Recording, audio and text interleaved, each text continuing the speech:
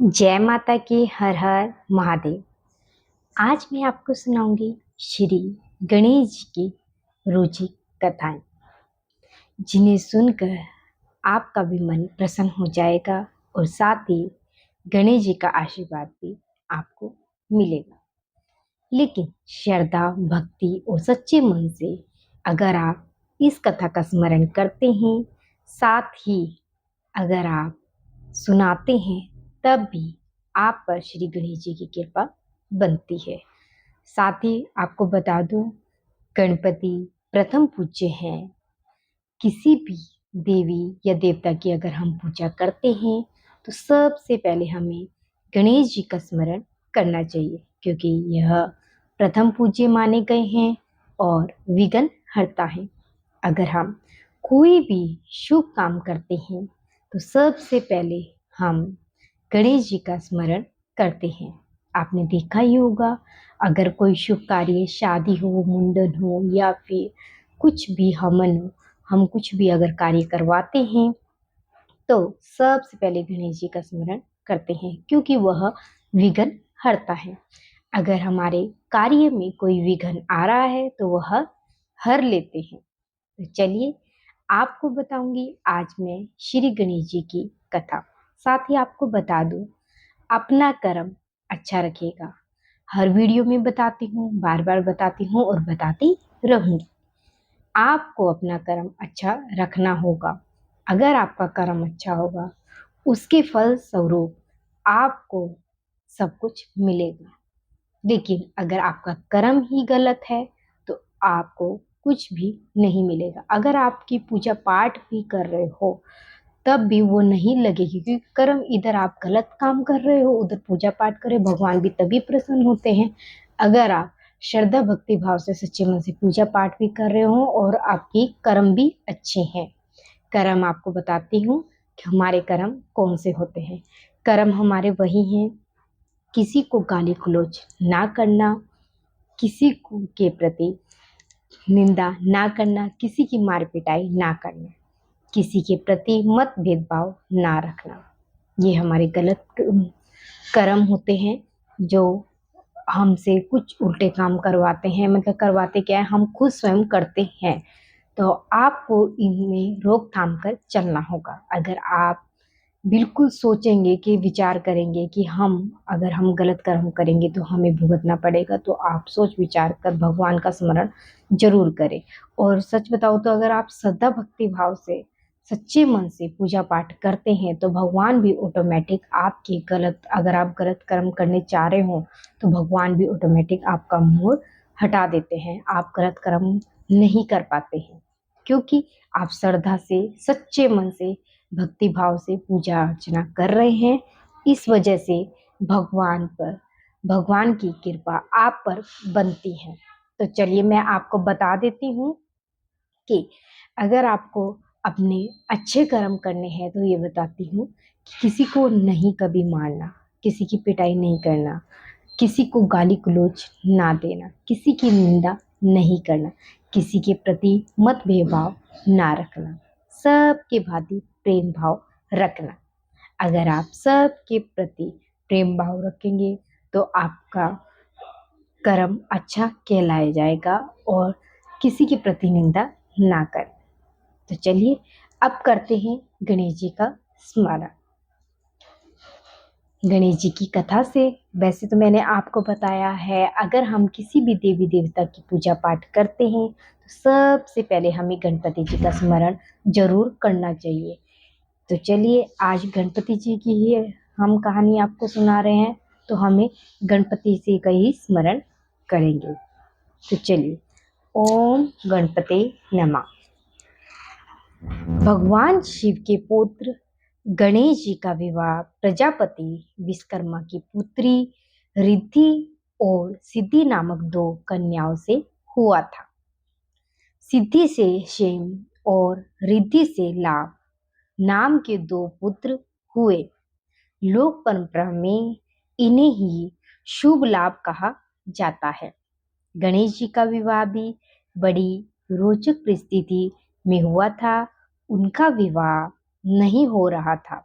इस विवाह की भी चर्चा भी सभी पुराणों में रोचक तरीके से मिलती है।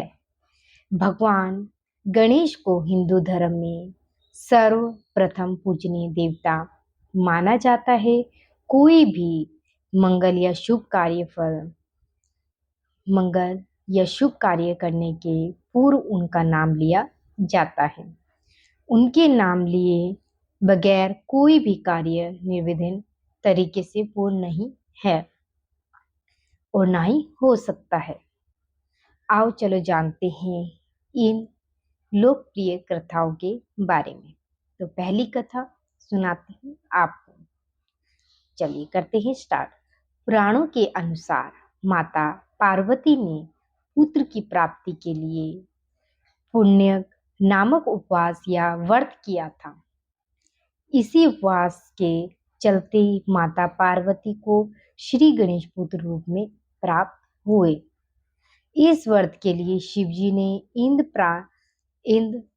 पारजी इंद्र पारिजात वृक्ष देने का कहा, परंतु इंद्र ने इसके लिए इनकार कर दिया था। तब उन्होंने पार्वती के व्रत के लिए पारिजात के एक वन का ही निर्माण कर दिया था। शिव महापुराण के अनुसार माता पार्वती को गणेश जी का निर्माण करने का विचार उन्हीं की सखी जया और विजया ने दिया था। उनकी सखियों ने उनसे कहा था कि नंदी और सभी गण सिर्फ महादेव की आज्ञा का ही पालन करते हैं, इसलिए आपको भी एक ऐसे गण की रचना करनी चाहिए जो सिर्फ आपकी ही आज्ञा का पालन करे। इस विचार से प्रभावित होकर माता पार्वती ने श्री गणेश जी की रचना अपने शरीर के मैल से की। दूसरी कथा। एक कथा के अनुसार शनि की दृष्टि पड़ने से शिशु गणेश का सिर जलकर भस्म हो गया था। इस पर दुखी पार्वती सती नहीं सह ब्रह्मा ने कहा, जिसका सिर सर्वप्रथम मिले उसे गणेश के सिर पर लगा दो। पहला सिर हाथी के बच्चे का ही मिला। इस प्रकार गणेश गजानन बन गए। दूसरी कथा के अनुसार गणेश जी को द्वार पर बिठाकर पार्वती जी स्नान करने लगी। इतने में शिव आए और पार्वती के भवन में प्रवेश करने लगे। गणेश जी ने जब उन्हें रोका तो खुद शिव ने उनको सिर काट दिया। गणेश जी की उत्पत्ति पार्वती जी ने चंदन के मिश्रण से की थी। जब पार्वती जी ने देखा कि उनके बेटे का सिर काट दिया गया तो वे क्रोधित हो उठी। उनके क्रोध को शांत करने के लिए भगवान शिव ने एक हाथी के बच्चे का सिर गणेश जी के सिर पर लगा दिया और वहां जी उठा एक सकंद पुराण। तीसरी कथा। एक बार शिवजी की तरह ही गणेश जी ने कैलाश पर जाने से परशुराम जी को रोक दिया था। उस समय परशुराम कार्तवीर्य अर्जुन का वध करके कैलाश पर शिव के दर्शन की अभिलाषा से गए हुए थे। वे शिव के परम भक्त थे। गणेश जी के रोकने पर परशुराम जी गणेश जी से युद्ध करने लगे। गणेश जी ने उन्हें धूल चटा दी। तब मजबूर होकर उन्होंने शिव का दिए फरसे का उन पर प्रयोग किया, जिसके चलते गणेश जी का बायां दांत टूट गया। तभी से वह एक दंत कहलाने लगे। चौथी कथा। विष्णु भगवान का विवाह लक्ष्मी के साथ निश्चित हो गया। सभी देवताओं को निमंत्रण भेजे गए, परंतु गणेश जी को नहीं। भगवान जी विष्णु की बारात जाने के समय सभी देवता आपस में चर्चा करने लगे कि गणेश जी नहीं हैं। फिर सभी ने विष्णु जी से पूछा तो उन्होंने कहा कि हमने गणेश जी के पिता भोलेनाथ महादेव को तो न्योता भेजा है। यदि गणेश जी अपने माता पिता के साथ आना चाहते हैं तो कुछ ने लगे कि खाते पी बहुत हैं, यदि आ भी जाएं तो उन्हें यही घर की रक्षा करने के लिए बिठा देंगे। बाद में जब यह बात गणेश जी को पता चली तो उन्होंने अपनी मूसक सेना आगे भेजकर मार्ग को भीतर से पो, पोला पोला पोला करवा दिया। जब बारात वहां से निकली तो रथों के पहिए धरती में धंस गए। लाख कोशिश करे परंतु पहिए नहीं निकले। सभी ने अपने अपने उपाय किए परंतु पहिए तो नहीं निकले, बल्कि जगह जगह से टूट गए। किसी की समझ में नहीं आ रहा था कि अब क्या किया जाए।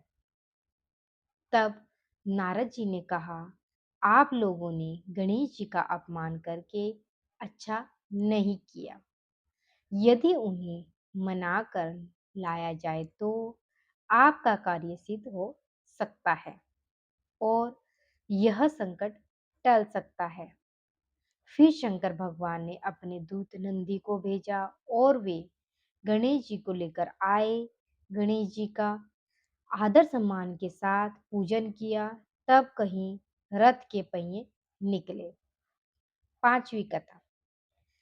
पूर्व काल में पार्वती देवी को देवताओं ने अमृत से तैयार किया हुआ एक दिव्य मोदक दिया। मोदक देखकर दोनों बालक कार्तिकेय तथा गणेश माता से मांगने लगे। तब माता ने मोदक के महत्व का वर्णन कर कहा कि तुम में से जो धर्माचरण के द्वारा शिष्टा प्राप्त करके सर्वप्रथम सभी तीर्थों का भ्रमण कर आएगा, उसी को मैं यह मोदक दूंगी। माता की ऐसी बात सुनकर कार्तिकेय ने मयूर पर आरूढ़ होकर मुहूर्त मुहूर्त भर में ही सब तीर्थों का स्नान कर लिया। इधर गणेश जी का वाहन मूषक होने के कारण वे तीर्थ भ्रमण में असमर्थ थे। तब गणेश जी श्रद्धा पूर्वक माता पिता की परिक्रमा करके पिताजी के सम्मुख खड़े हो गए। यह देख माता पार्वती जी ने कहा कि समस्त तीर्थों में किया हुआ स्नान, संपूर्ण देवताओं को किया हुआ नमस्कार, सब यज्ञों का अनुष्ठान तथा सब प्रकार के व्रत मंत्र योग और संयम का पालन, ये सभी साधना साधन माता पिता के पूजन के 16वें अंश के बराबर भी नहीं हो सकते। इसलिए यह गणेश सैकड़ों पुत्रों और सैकड़ों गणों से भी बढ़कर है।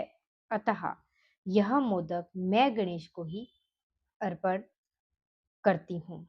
माता पिता की भक्ति के कारण ही इसकी प्रत्येक यज्ञ में सबसे पहले पूजा होगी। पद्मा पुराण के अनुसार भी यह गणेश जी की पूजा सब प्रथम मानी गई है। अगर हम गणेश जी की पूजा करते हैं तो वह प्रथम पूज्य माने गए हैं और उन्हें प्रथम स्थान दिया गया है। सभी देवी देवताओं से पहले उनकी गणेश जी की पूजा की जाती है और साथ ही उनके बिना अगर कोई भी हम पूजा करते हैं, अगर गणेश जी की पूजा नहीं करते और किसी भी देवी देवता की पूजा करते हैं तो वो सफल नहीं होती है। पूजा भी हमारी तभी सफल होती है जब हम गणेश जी का सर्वप्रथम में स्मरण करते हैं, उनका उच्चारण करते हैं। आई होप आपको मेरी वीडियो अच्छी लगी हो तो लाइक शेयर कमेंट सब्सक्राइब जरूर करें। साथ ही आपको बता दूं, अगर मेरे मुख से कुछ कुछ शब्द या गलत शब्द निकले हैं तो उसके लिए मैं आपसे क्षमा चाहती हूँ। पहले से आप लोगों से और सबसे पहले अपने भगवान से, फिर आप सभी से क्षमा चाहती हूँ अगर मेरे शब्दों में कुछ ऊंच नीच हुई हो। आई होप आपको मेरी वीडियो अच्छी लगी हो तो लाइक शेयर कमेंट सब्सक्राइब जरूर करें। जय माता की। हर हर महादेव।